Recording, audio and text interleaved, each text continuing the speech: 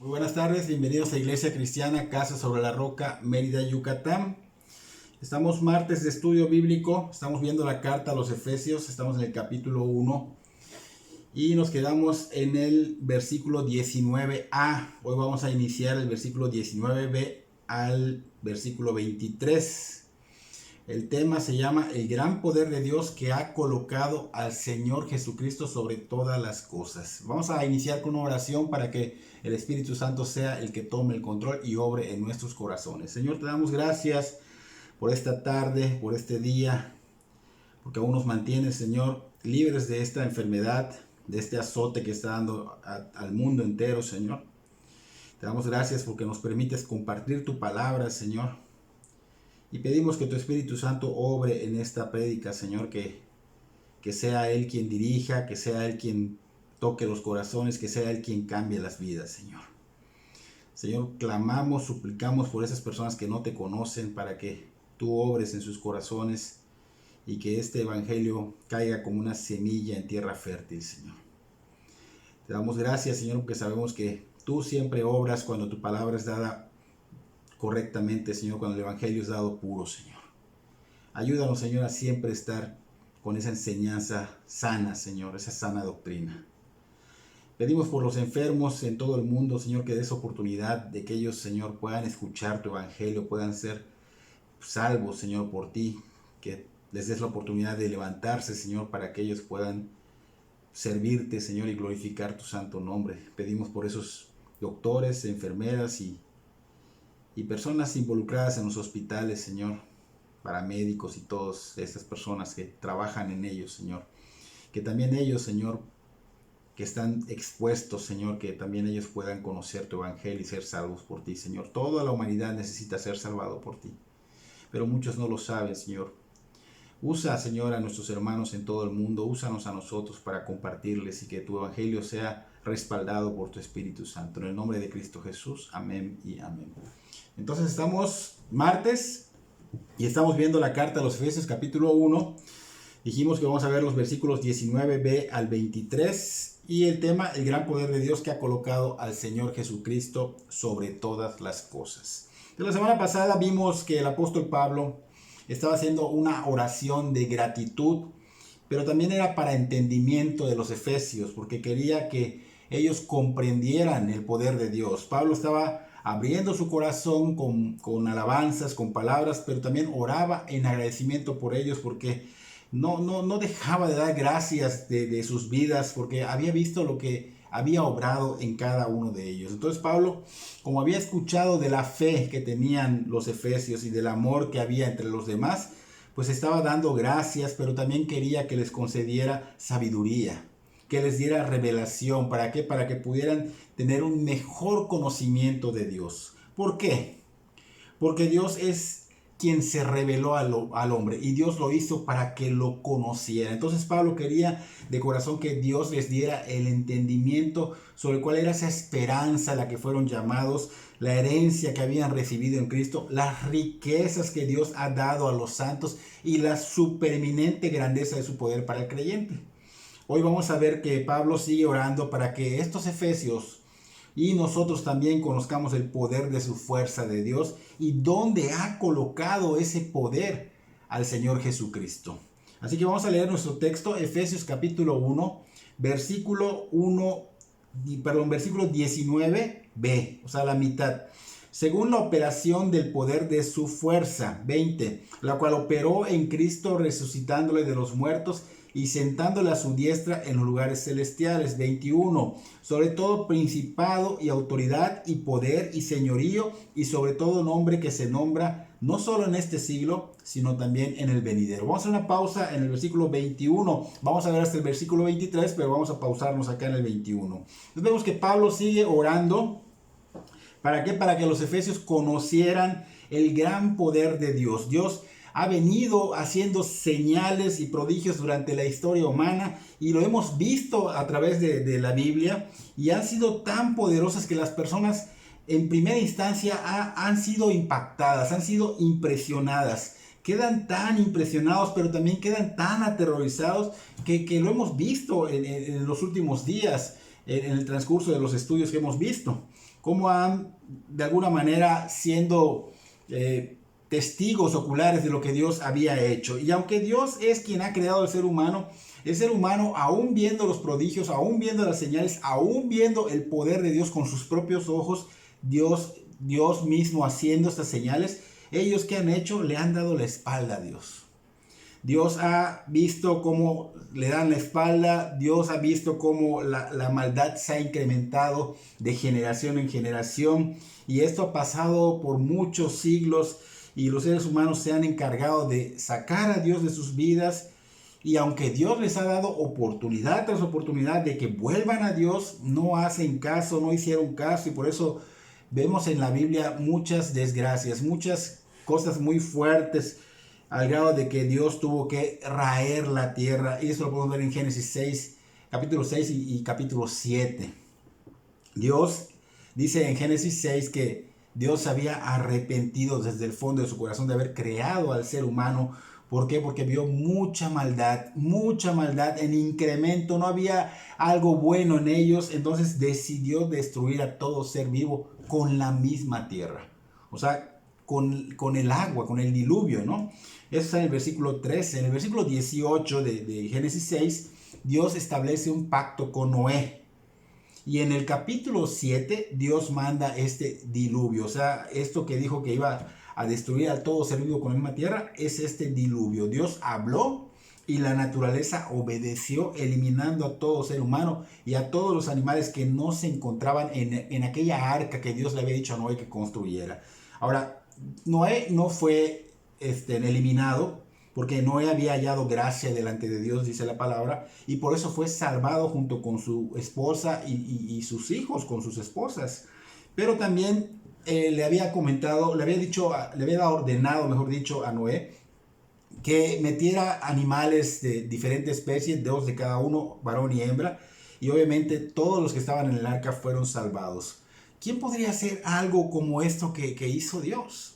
¿Quién no puede hacer? Nadie. Dios es omnipotente. Él habló y dice allá mismo en el capítulo 6 que todas las fuentes del grande abismo fueron rotas y que las cataratas de los cielos fueron abiertas y que hubo lluvia sobre la tierra 40 días y 40 noches. Que las aguas subieron sobre la tierra y pasaron los montes, fueron cubiertos todos los montes, y que murió todo lo que había en la tierra. Fue destruido todo ser que vivía sobre la faz de la tierra. Todo eso está en el capítulo 6, en el capítulo 7, desde el hombre hasta la bestia, los reptiles y las aves del cielo. Fueron raídos, dice la palabra, de la tierra, y quedó solamente Noé y los que con él estaban en el arca. Otro ejemplo que nos puede hacer ver el gran poder de Dios, su omnipotencia y lamentablemente la maldad del ser humano, y vemos que es demostrado el poder de Dios en estas citas, ¿no? Vimos que Israel había sido oprimido. Estamos viendo la maldad del pueblo de Egipto. Oprimió a Israel, pero Dios vino y usó a Moisés y fue rescatado por medio de Moisés, ¿no? O sea, vimos que Moisés fue usado, el imperio egipcio tenía opresión sobre el pueblo de Israel. ¿Por qué? Porque Egipto en ese tiempo era quien gobernaba toda la tierra. Sin embargo, Dios viene y al más poderoso que era Egipto, los libra de estos. Libra a su pueblo de estos egipcios, mostrando su poder sin ostentar, porque Dios puede destruir solo chistando los dedos, pero Él lo hizo sin ostentar. Dios habló, dio oportunidad a que se arrepientan, no quisieron, endurecieron su corazón y el agua se convirtió en sangre, los peces murieron y fue la primera plaga que Dios mandó porque no querían dejar a su pueblo salir, liberar, que vaya al desierto a alabarle, a adorarle, porque esa es la finalidad. Por esa razón Dios, ¿qué hizo? Aún seguían duros los egipcios y envía las demás plagas. O sea, fueron 10 plagas. Ya vimos la primera, la segunda fue las ranas, luego los piojos, las moscas, la peste del ganado, las úlceras que vieron en las personas, llovió granizo y fuego, langostas, tinieblas densas en esa área, muerte a los primogénitos. Todo esto fue específicamente sobre los egipcios. El pueblo de Israel no padeció nada de esto, ni su ganado, ni sus hijos, ni enfermedades, nada padecieron ellos. No sucedió nada de esto con el pueblo de Israel. ¿Quién hace eso? Solo Dios. Dios habló y todo esto fue sobre el reino de Egipto. ¿Por qué? Porque estaba oprimiendo a su pueblo y no lo quería dejar en libertad. ¿Quién puede hacer algo así sino Dios?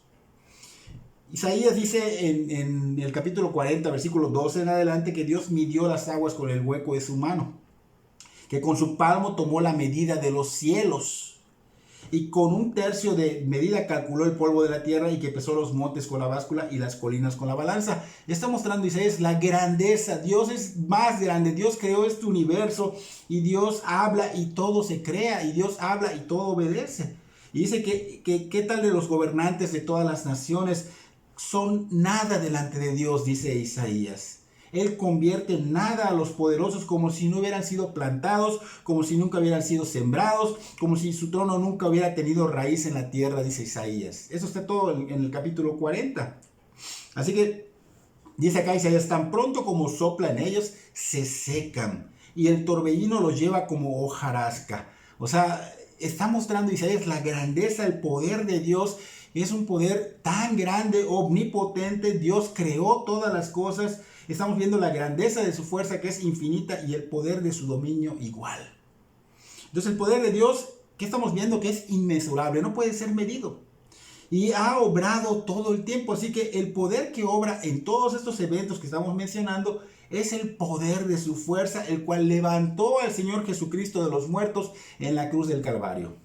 Y Pablo anhelaba y oraba para que estos efesios conocieran a Dios, que conocieran ampliamente el supremo llamamiento. Como dijimos la semana pasada, que un misterio es como un océano donde hay hermosas riquezas, las cuales se conocerán conforme vayas profundizando. Y de la misma manera con Dios, Él nos ha dado una herencia, nos ha dado grandes riquezas en Cristo, pero conforme vayamos teniendo ese entendimiento que Dios nos da, esa claridad que nos da el Espíritu Santo, pues vamos reconociendo cuáles son, y Él desea no solo que las conozcamos, sino que también las abracemos. A través de Pablo nos está diciendo que desea que profundamente Dios, que conozcamos todas estas riquezas que hay en Cristo Jesús.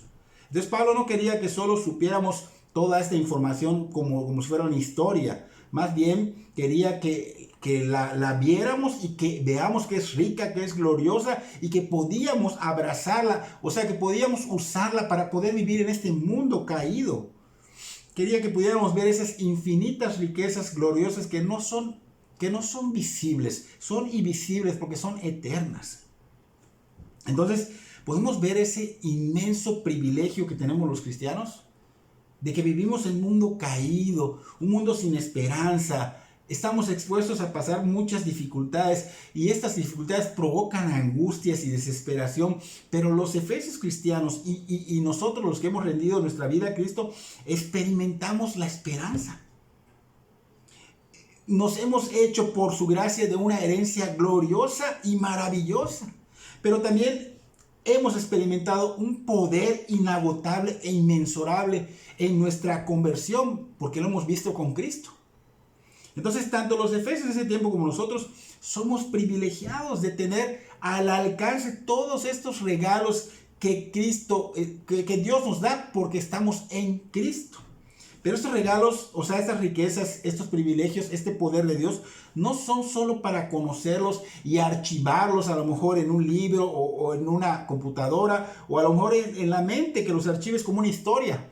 Más bien son para que los abracemos, para que los aprovechemos y para que glorifiquemos a Dios. Para eso se nos han sido dados, para usarlos correctamente. ¿Por qué? Porque vivimos en un mundo caído, y con estas bendiciones en Cristo podemos vivir en medio de ese mundo caído, de esas dificultades, como Cristo quiere, reflejando la gloria de Dios, reflejando la luz de Cristo en medio de cualquier situación, en medio de cualquier adversidad, porque tenemos esas riquezas al alcance de nuestras manos, tenemos la luz de Cristo. Así que los que somos de Cristo tenemos esa esperanza que es cierta y una herencia gloriosa, y podemos vivir por el poder de Dios en medio de un mundo de seducciones y adversidades. Por el poder de Dios es que podemos vivir como lo que somos. ¿Qué decimos? Que somos cristianos.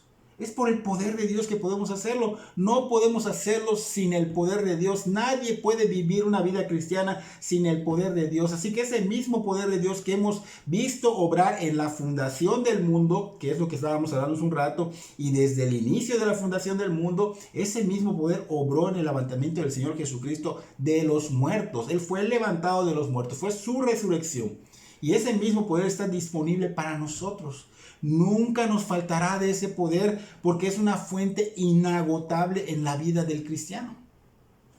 Ahora, muchos son los que hablan del poder de Dios. Mucha gente dice que ha experimentado el poder de Dios y tristemente muchos cristianos igual dicen esto, pero mal enfocan ese poder. Esa información que ellos tienen es totalmente errónea. Ellos dicen que el poder de Dios es hecho para milagros, para las sanidades, para la prosperidad económica, para declarar, para decretar, para atar. Pero ese no es el enfoque correcto. No se nos ha dado para eso. De hecho, Pablo explicó claramente que se nos ha dado ese poder para otro motivo, para otra cosa. En la carta de los Colosenses capítulo 1 versículo 9 y en adelante dice: por lo cual tenemos nosotros desde el día que lo oímos, no cesamos de orar por vosotros y de pedir que seáis llenos del conocimiento de su voluntad en toda sabiduría e inteligencia espiritual. Y en el siguiente versículo está el para qué se nos ha dado ese conocimiento, las riquezas espirituales y el poder de Dios. Es el versículo 10,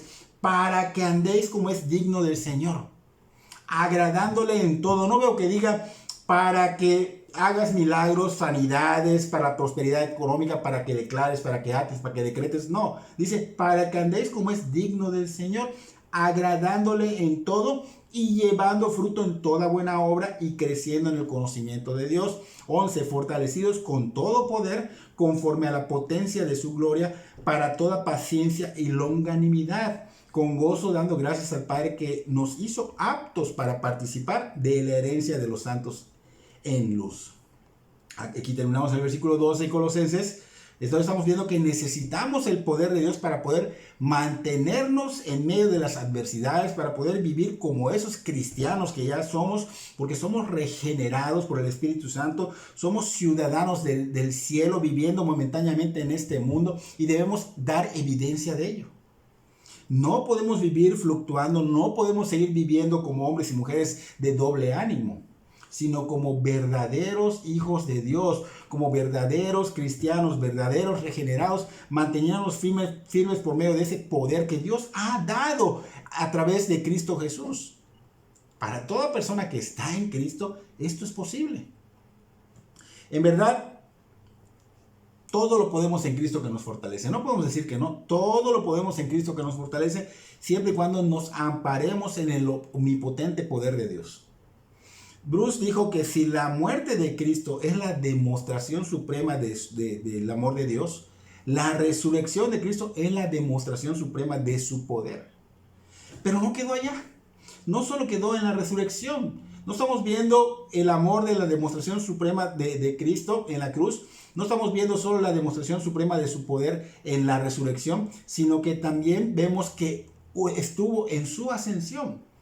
Hechos capítulo 1, versículo 8 en adelante: pero recibiréis poder cuando haya venido sobre vosotros el Espíritu Santo, y me seréis testigos en Jerusalén, en toda Judea, en Samaria, y hasta lo último de la tierra. Y habiendo dicho estas cosas, viéndolo ellos, fue alzado y le recibió una nube y le ocultó a sus ojos.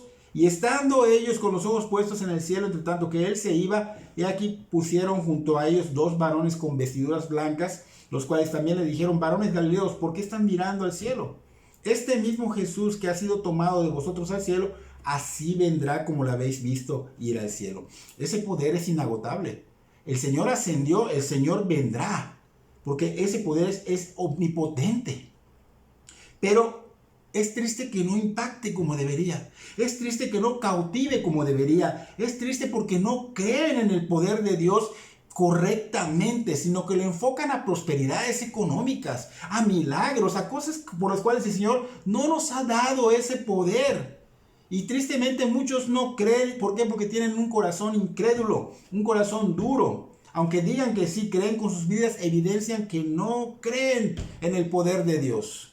Humanamente hablando, Nos puede impresionar muchas cosas en este mundo. Y una de las cosas que nos impresiona es el poder y la fuerza necesaria para elevar un avión.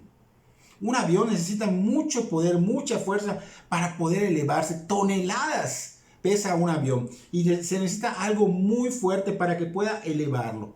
Pero ¿qué tal cuando una nave que va pegada a un cohete va a ser mandada al espacio? Es algo mucho más pesado que muchos aviones. Transportando a personas, transportando equipos de investigación, transportando las cosas necesarias para mantener en órbita y para que regrese también a la Tierra. O sea, en fin, infinidad de cosas. Peso, mucho peso. Entonces, quedamos totalmente impactados cuando vemos ese poder físico de cómo un cohete empieza a elevarse y obviamente nos impacta. Y podemos quedar tan impactados que se nos queda grabado, no se nos olvida y nos trae no solo impacto, sino un respeto a decir, wow, o sea, es algo tan grande y muchos quedan cautivados. Pero cuando hablamos de los eventos divinos que estamos mencionando, se olvida, no impacta, no cautiva, no es creíble. Entonces es triste, ¿no? Porque de alguna manera ha sucedido, es verdad. La historia bíblica lo ha dicho. Y es triste porque aún conociendo las escrituras, no tomamos esto como algo de poder, como el poder de Dios, como algo que no es ciencia ficción, porque mucha gente lo cree como una ciencia ficción. Y esto es un gravísimo error, porque el poder de Dios es real. Podemos ver que Él creó este universo, no creó este planeta nada más. Él creó todo el universo tan vasto. Ese poder es el que utilizó el Señor ¿para qué? Para resucitar al Señor Jesucristo en la cruz del Calvario. Lo levantó de los muertos y también intervino en que Cristo ascendiera y regresara a ocupar el lugar que le correspondía, a la diestra del Padre. Entonces el Señor Jesucristo verdaderamente fue levantado a los muertos, el Señor Jesucristo verdaderamente ascendió y el Señor Jesucristo verdaderamente está a la derecha de Dios Padre en el cielo, y ese poder es el mismo poder que se encuentra disponible para los cristianos actualmente y para los que quieran rendir su vida al Señor Jesucristo y sean convertidos. Por eso el apóstol Pablo oraba a Dios para que los cristianos pudieran conocer la grandeza de ese poder, porque ese era el fin, y lo dijo en Filipenses capítulo 3 versículo 10, a fin de conocerle y el poder de su resurrección y la participación de sus padecimientos, llegando a ser semejante a él en su muerte. Pablo estaba diciendo que el fin es conocerlo a él. Esa es la finalidad. Y al poder de su resurrección. Ese es el poder de su fuerza que levantó al Señor Jesucristo no lo levantó cerca, lo levantó al cielo después de su resurrección, lo ascendió, está a la diestra, pero también lo levantó, dice acá, sobre los enemigos demoníacos. Y cualquier enemigo potencial que pueda salir en todos los tiempos, Dios está sobre todos. Y este mismo poder está obrando en los cristianos, y por ese poder podemos nosotros soportar y resistir persecuciones, tentaciones, y por eso podemos vivir y morir y seremos resucitados como a Cristo. El Señor Jesucristo fue levantado, ascendió, y Pablo señala que el Señor fue puesto sobre todo principado, sobre toda autoridad, sobre todo poder, sobre todo señorío, o sea, sobre todo. Él está puesto sobre todo, todo está sujeto a Él.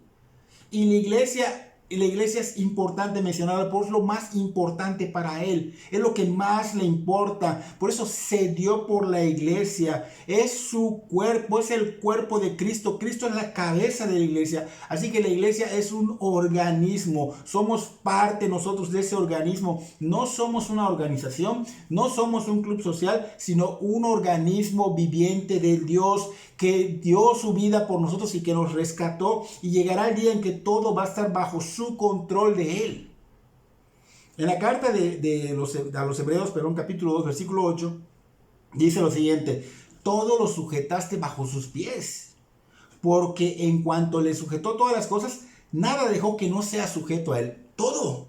Se refiere a todo, no hay nada que no esté sujeto al Señor Jesucristo, aún parezca que no lo esté, porque estamos viendo que muchas cosas están no sujetas totalmente, o sea, hay muchos que están en rebeldía, tanto seres humanos como seres celestiales, demoníacos. O sea, estos no parecen estarlo, pero sí están sujetos. Si Dios dice que están sujetos, solo que no en su totalidad, pero llegará el momento en que su totalidad serán sujetos. Efesios capítulo 3, versículo 10, para que la multiforme sabiduría de Dios sea ahora dada a conocer por medio de la iglesia a los principados y potestades en los lugares celestiales. Efesios 6, 12, porque no tenemos lucha contra sangre y carne, sino contra principados, contra potestades, contra los gobernadores de las tinieblas de este siglo, contra huestes espirituales de maldad en las regiones celestes. O sea, todos, seres celestiales, todos seres angelicales, esos que fueron desleales y se convirtieron en demonios, todo está sujeto al Señor, aunque no parezca, pero está sujeto.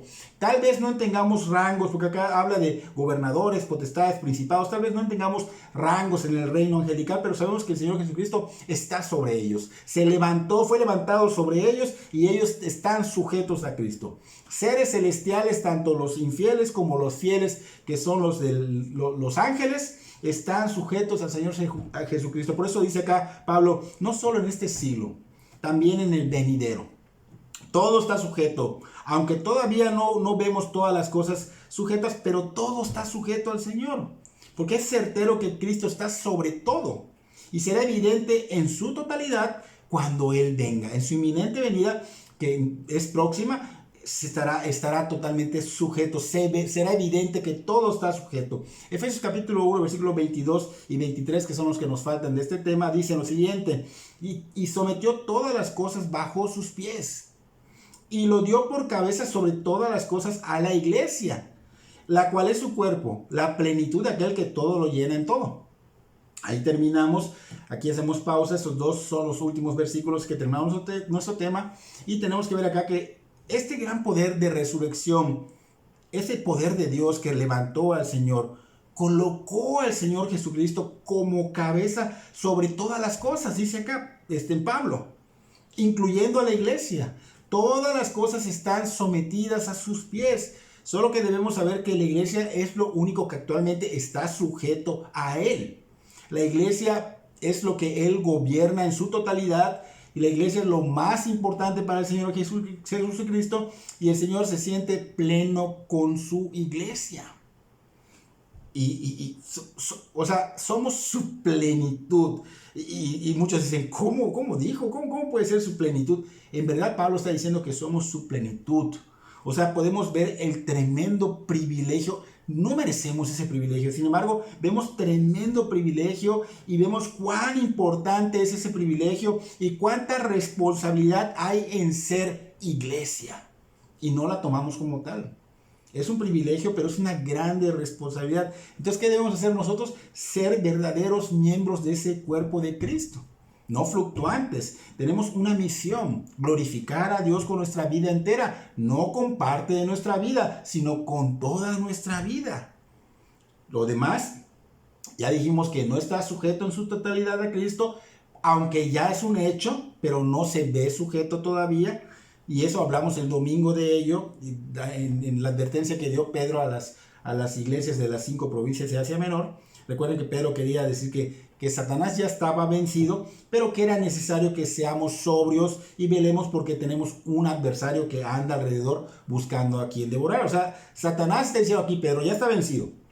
Pero, dice Pedro, no está totalmente restringido. Ya está vencido, pero no está totalmente restringido. ¿Por qué? Porque dice Pedro, anda aún rugiendo. Anda viendo a quién va a devorar, a quién va a hacer daño, quiere matar. Y está andando tratando de hacerlo. Así que en el tiempo presente tiene ciertas libertades que Dios aún permite, pero está sujeto bajo el señorío de Cristo. Si Cristo dice no, es no. Así que aún anda este demonio, Satanás y sus súbditos, sus demonios, aún andan como león rugiente, con apetito de hacer maldad, con apetito de asesinar indirectamente. Aún no ha sido totalmente atado, aún no ha sido totalmente restringido por 1000 años, como dice Apocalipsis capítulo 20, versículo 1 al 3. donde dice, vi a un ángel que descendía del cielo con la llave del abismo y una gran cadena en la mano. Y prendió al dragón, la serpiente antigua, o sea que es Satanás, dice que es el diablo y Satanás, aquí lo especifica, y lo ató por 1000 años. Versículo 3, y lo arrojó al abismo y lo encerró y puso su sello sobre él para que no engañase más a las naciones hasta que fuesen cumplidos 1000 años.